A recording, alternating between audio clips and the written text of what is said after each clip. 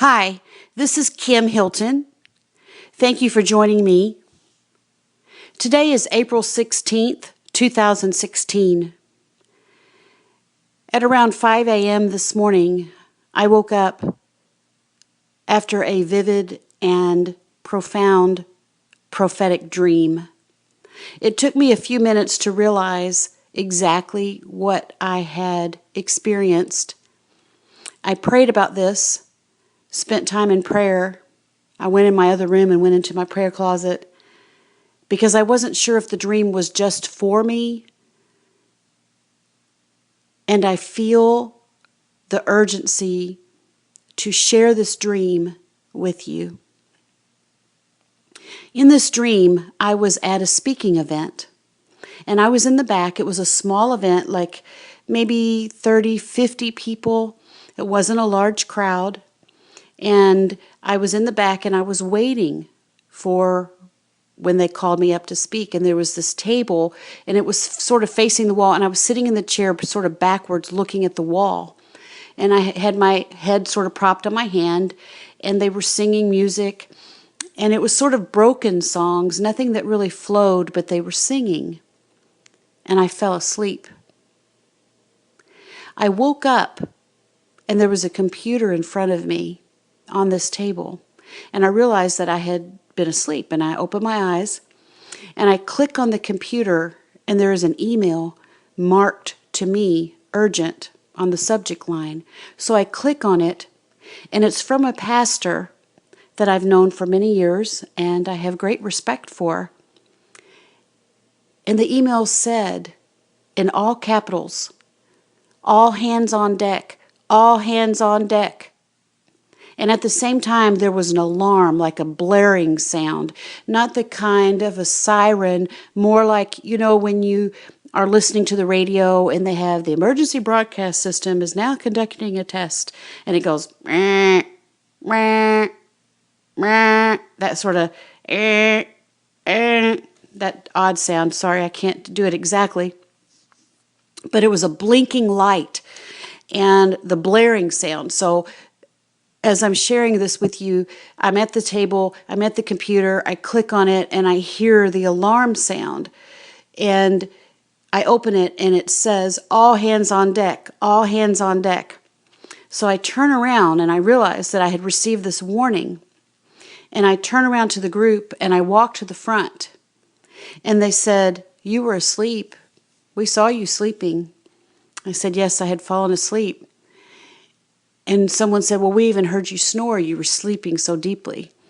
I said, "Yes, I've fallen asleep, but I'm awake now. I have something very urgent to tell you." I want to tell you something private that I don't share publicly very often. But recently, I have been going through an attack, a storm, difficulties. And I have stepped back because the storm has affected me personally. I've wanted to deal with it. And I've stepped back. I have not recorded or written for a few weeks. And I know that that part of that word to me was about me being asleep.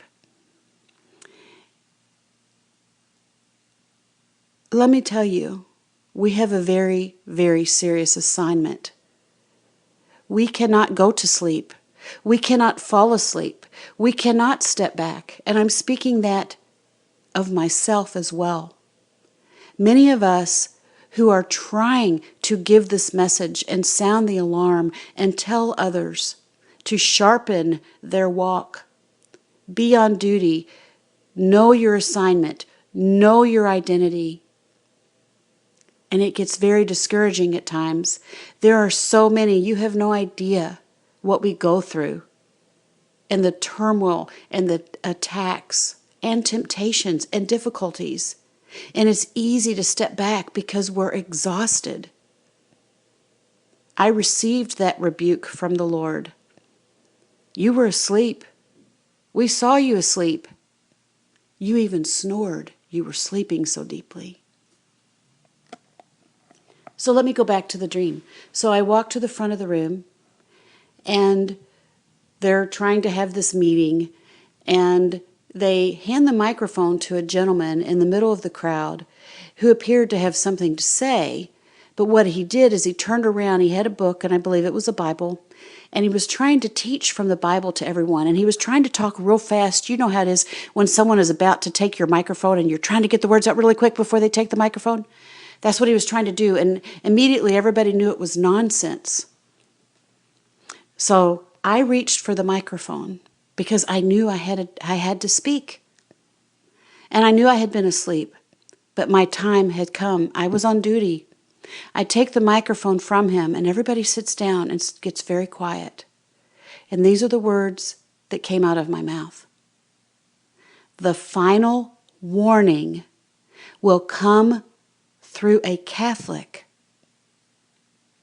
The meaning behind my words was that it will be so profound from a Catholic that everyone will know this person did not have training or understanding in prophecy, in the Bible, in end times knowledge, no experience, no exposure.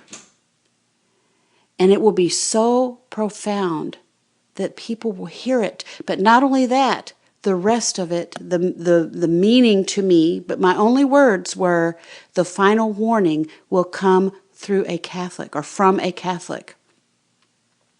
And it's going to create a wave of Catholics, meaning a move of people, a move of Catholics with no experience, no background, no training, no Bible knowledge, but that it will be so profound and huge of what is happening to them that it will be obvious that it is a move of God.